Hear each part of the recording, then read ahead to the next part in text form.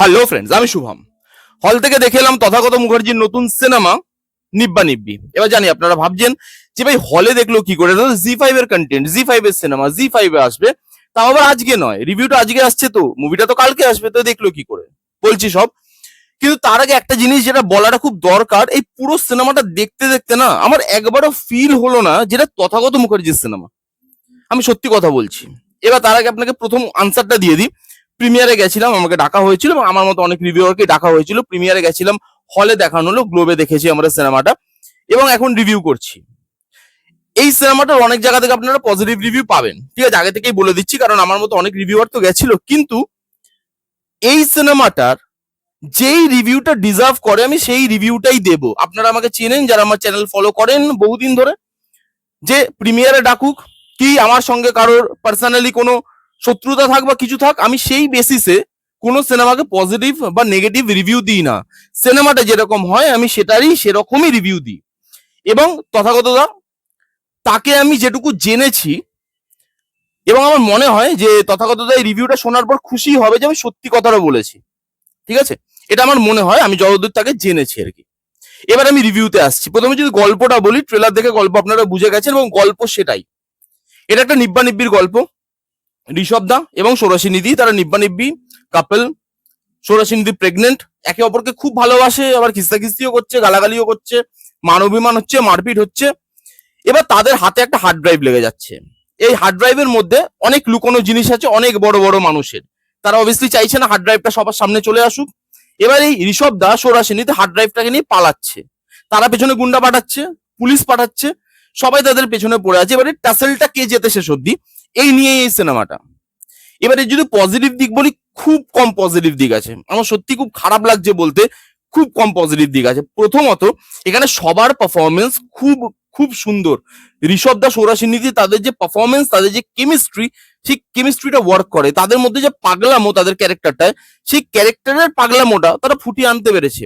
Others যারা পারফরমেন্সে ছিল, শঙ্কর দা থেকে শুরু করে আরো যারা যারা ছিল, প্রত্যেকের পারফরমেন্স এখানে খুব সুন্দর। যারা ছোট রোলেও এসছে বা ছোট টাইমেও এসছে বা কম টাইমেও এসছে, তাদেরও কিন্তু স্ক্রিন প্রেজেন্স যথেষ্ট ভালো। যেরকম শঙ্করদার একটা চাকর আছে, তার পারফরমেন্সটা বেশ ভালো, খুব কম টাইমিং পেয়েছে, স্ক্রিন টাইম পেয়েছে, তার পারফরমেন্স বেশ ভালো। আরো যারা যারা ছিল আদার কাস্ট পারফরমেন্স, যেরকম ঋষভদার বাবা এবং আরো যারা গুন্ডারা ছিল, তাদের পারফরমেন্স আমার খারাপ লাগেনি, প্রত্যেকের পারফরমেন্স ভালো। কমেডি কিছু জায়গায়, হাতে গোনা কিছু জায়গায় ওয়ার্ক করে, এবং কিছু অ্যাকশন সিকোয়েন্সেস যেগুলো ভালোভাবে ডিজাইন করা। অ্যাকশন সিকোয়েন্স কিছু কিছু জায়গায় আছে, যেরকম একটা জায়গায় ওই মম চিত্তে নিতে নিতে গানটার সঙ্গে একটা অ্যাকশন হবে, সেটা ভালো। ক্লাইম্যাক্সে একটা একটা অ্যাকশন সিকোয়েন্স শুট করা আছে, সেই অ্যাকশন সিকোয়েন্সটা শুট করা ভালো হয়েছে।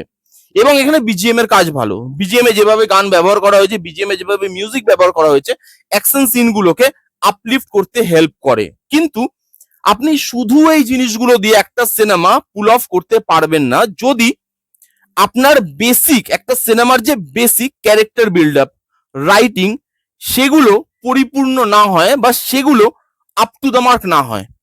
এখানে কোনো ক্যারেক্টার, তার কোনো বিল্ড আপ নেই। আমি দেখে অবাক হলাম, এই ডাইরেক্টর রাশের মতো সিনেমা বানিয়েছে, যেখানে প্রত্যেকটা ক্যারেক্টারকে তিনি জায়গা দিয়েছেন, যেখানে প্রত্যেকটা ক্যারেক্টার, তাদের চেঞ্জেস গুলো আপনি বুঝতে পারবেন, তাদের ইমোশনটা আপনি ধরতে পারবেন। এখানে প্রত্যেকটা ক্যারেক্টার আছে, কিন্তু তারা শুধু আছে, তাদের কোনো মোটিভ আপনি দেখতে পাবেন না সিনেমার মধ্যে। এখানে হঠাৎ করে ঋষভ এবং আমাদের সৌরাশিনী তারা ধাবাতে গিয়ে সেখানে মারপিট চালু করলো কেন, আপনি বুঝতে পারবেন না। সৌরাশিনী একজনের কথা শুনতে পায়, সেই প্লটটার কি মানে আপনি বুঝতে পারবেন না। এছাড়া শঙ্করদার যে পার্টটা, সেই পার্টটার কি মানে আপনি বুঝতে পারবেন না। এখানে আমাদের ইয়ে পারফর্ম করেছে একটা সিনে, শান্তিলাল দাস যে চরিত্রটা, সেই চরিত্রটার কি দরকার স্ক্রিন প্লেতে, সেটা সেভাবে স্ট্যাবলিশ নয়। এই যে সৌরাশিনী এবং ঋষভ, তাদের ভেতরে একটা পাগলামো আছে, সাইকোর মতো বিহেভিয়ার করে যাচ্ছে। কেন তারা সাইকোর মতো বিহেভিয়ার করছে তার জাস্টিফিকেশন নেই। মানে ধরুন আপনি জোকারকে দেখাচ্ছেন, এবার জোকার জোকার হলো কি করে, সেই ক্যারেক্টারটা সাইকোলজিটা তো আপনাকে দেখাতে হবে। আপনি শুধু তার পাগলামোটাকে তো দেখিয়ে দিতে পারেন না। বা ধরুন ডেডপুল, আমি বলছি না যে থিম বা জনরাটা সেম, আমি জাস্ট ক্যারেক্টার বিল্ড আপের কথা বলছি। ধরুন ডেডপুলকে দেখাচ্ছেন, ডেডপুল ক্যারেক্টারটা ওরকম কেন, আপনাকে তো তার বিল্ড আপটা করতে হবে, তার সাইকোলজিটাকে বোঝাতে হবে। নালে তো মানুষ বুঝতে পারবে না যে তারা এরকম করছে, তো কেন করছে। তারা আন্তাবৃ প্রত্যেক জায়গায় যাচ্ছে, মারছে, হাসছে, আনন্যাচুরাল বিহেভিয়ার করছে, কিন্তু আনন্যাচুরাল বিহেভিয়ারটা এলো কোথা থেকে, তার যে রুটটা সেটা আপনি তুলে আনছেন না, যার জন্য কি হচ্ছে, ইমোশনটা উইক হয়ে যাচ্ছে। এই সিনেমার মধ্যে ইমোশন একটা জায়গাতে ওয়ার্ক করে না, যেখানে অনেক জায়গায় ইমোশনাল জায়গা ছিল কিন্তু ওয়ার্ক করছে না। এখানে আননেসেসারি স্ল্যাংস প্রত্যেকটা জায়গায় আপনি যদি বাড়া লেওড়া দিয়ে দেন, তাহলে একটা সিনেমা ওপরে উঠে যায় না। আমাদের স্ল্যাংস এখন ব্যবহৃত হয় সিনেমাতে, কিন্তু তাকে তো প্রপার জায়গা মতো ইউজ করতে হবে। যেখানে ব্যবহার করা যাচ্ছে না সেখানেও আমি বাড়া লেওড়া করে যাচ্ছি, তাহলে কিন্তু সিনেমাটার মধ্যে আলাদা করে কোনো ডেপথ আসছে না ওই স্ল্যাংস গুলোর জন্য। এখানে অনেক জায়গায় সিনেমাটা ক্লিশে, অনেক জায়গায় সিনেমাটা চাইল্ডিশ, খালি অ্যাকশন হয়ে যাচ্ছে। এবার অ্যাকশন কখন ওয়ার্ক করে? অ্যাকশন ওয়ার্ক করে যখন তার কারণ থাকে। লাস্টে অ্যাকশন সিকোয়েন্সটা খুব ভালোভাবে শুট করা, কিন্তু সেই অ্যাকশন সিকোয়েন্সটার আপনি প্রপার কোনো কজ খুঁজে পাবেন না, যার জন্য আপনি অ্যাকশন সিকোয়েন্সটার সঙ্গে কানেক্ট ফিল করছেন না। হঠাৎ করে একটা এরকম একটা প্লট নিয়ে চলে এলো যেটার কোনো মানে হয় না, এবং সেখানে অ্যাকশন সিকোয়েন্স হচ্ছে, এবং সেই অ্যাকশন সিকোয়েন্সটা দেখতে ভালো লাগলেও আপনার কাছে অ্যাকশন সিকোয়েন্সটা পুরোপুরি উঠে আসছে না, কারণ সেটা কেন হচ্ছে, তার যে কজ সেটা আপনার কাছে পরিষ্কার নয়। এটা হঠাৎ করে চলে এলো।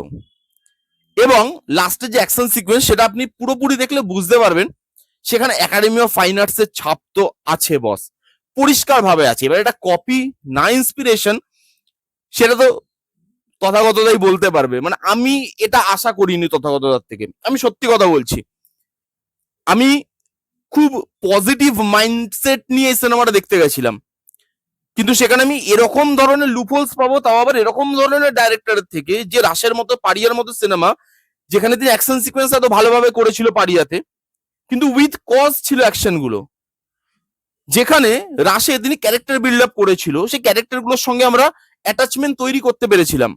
এই সিনেমাতে সেগুলো কোথায়? রাইটিং এ বিস্তর গন্ডগোল, একই জিনিস রিপিটেটিভ, একই জিনিস হয়ে যাচ্ছে, হাতের সামনে পাচ্ছে, তবু হিরো হিরোইনকে কেউ কিচ্ছু করতে পারছে না। ম্যাজিক্যাল ঠিক আছে, এরকম ধরনের সিনেমাতে আমরা একটুখানি সিনেমাটিক লিবার্টি নেব, বাট সেটা কতটা, সেটা যাতে লোকের চোখে না লাগে যে হ্যাঁ ভাই সিনেমাটিক লিবার্টি এত নিয়ে নিয়েছে যে আমার দেখতেই সিনেমাটা এবার অড লাগছে, সিনেমাটা কোনো জায়গায় আমাকে কানেকশন আমাকে সেইভাবে তৈরি করতে পারছে না।